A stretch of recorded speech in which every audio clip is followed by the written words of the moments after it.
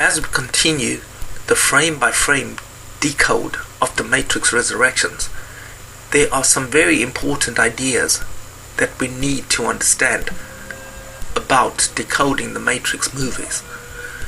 The first idea is that the Matrix movies give rise to a whole new philosophy, which I like to call quantum philosophy. Quantum philosophy states that the movies are built from information. The building blocks of information are the 1 and the 0. The stuff some people call bits or binary digits, which we can think of as being in 1 or 2 states, either on or off, open or closed. A simple combination of these bits can be used to represent just about anything. Given that we are living in an information universe, there is only one way to think of the Matrix movies, and that is that they are not movies at all, but rather programs for your mind. The first Matrix program is designed to bring the revelation of the simulated world. The Reloaded Matrix program is designed to show the mind how the simulated world works. The Revolutions Matrix program is designed to show how one can alter the simulated world. Finally, we get to the Resurrections Matrix program and see that it is designed to trigger our memory of the first 3 Matrix programs. It does this through the revelation of the rebirth of the One, as his mind is reloaded into the Matrix program for one final revolution in the unveiling of the secret of the Matrix to a selected few red pills. So here we are, back in Neo's office. He is looking at his hand, still feeling the touch of Trinity, as it brings back his memory of his past life. He looks to the model he has created, which he has designed to free himself from the Matrix, and notices that the Morpheus program that he has created has been deleted. This, his dream of escape, is deleted, and as this stirs up negative feelings within him, it prompts a handler to intervene. Bobby appears and informs him that the boss wants to see him.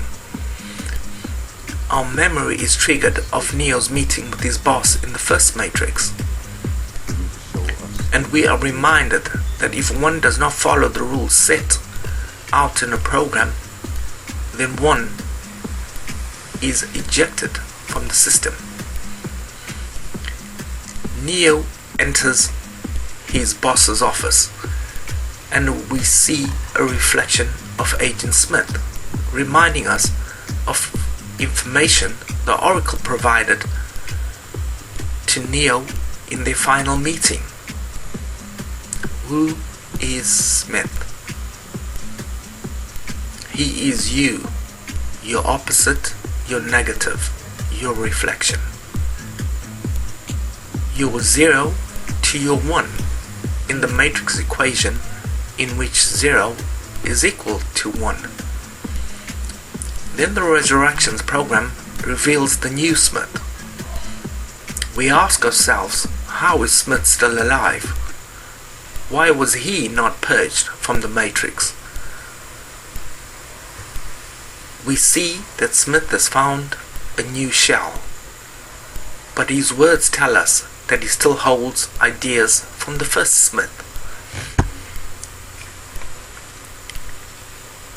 At this point, the Resurrections program injects a meta-narrative,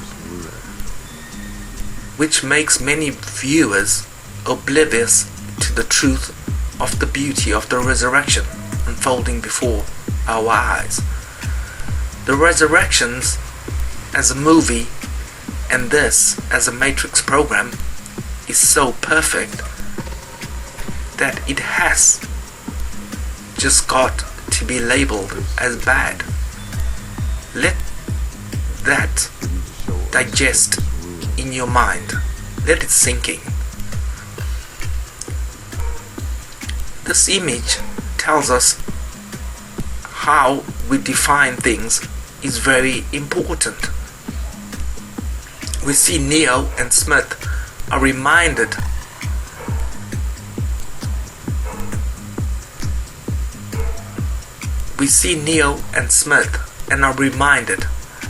of the nature of duality. We see Neo and Smith and are reminded of the nature of duality, good versus evil, mind, body, that binary aspect contained in the Matrix. In the meta-narrative, the Matrix architect, Lana, informs us that this setting is not simply to reignite the duality debate, but rather to see the Matrix as a whole, the coming together of the conflicting parts. Here we are, asked to remember the journey that Neo and Smith took to get here,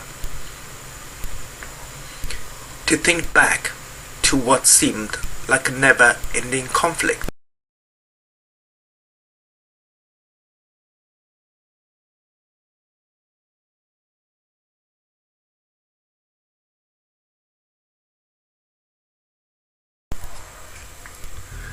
Then the Resurrections program brings us to the present moment in time and reveals that Neo is in therapy. Why is he in therapy? What is wrong with Neo? Why is Smith not in therapy? As we look at Neo's desk, we see things from his past represented by artifacts. We see the finger represents his meeting with Smith. As you all know, Lana has never explained what the Matrix is to her. However, in this Resurrections Matrix, she reveals her truth to fans. What the Matrix is. Within the Resurrections Matrix program, she injects another program to establish a direct line of communication between her and the fans that think of themselves as red pills. Pure genius within the construct of a film, don't you think? Imagine creating a piece of art and no longer having control over your own creation. Of course, for many of us, the Matrix movie did not end. We have spent many years projecting our minds into the Matrix movie, trying to understand the different aspects of the story. Now we find that the Matrix story is not the start of the story. It is part of a never-ending story that mankind has been telling itself from the beginning of time.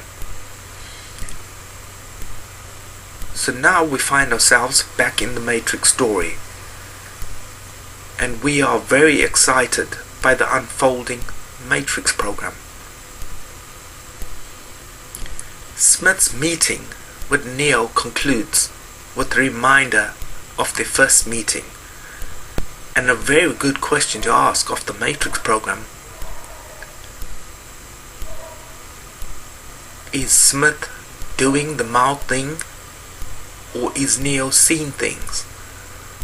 Or is the Matrix architect doing the mouth thing to Smith to trigger a meeting with Neo? Some of you might not have realized that I reserved episode 10 to represent the binary nature of Smith and Neo. Thank you for watching.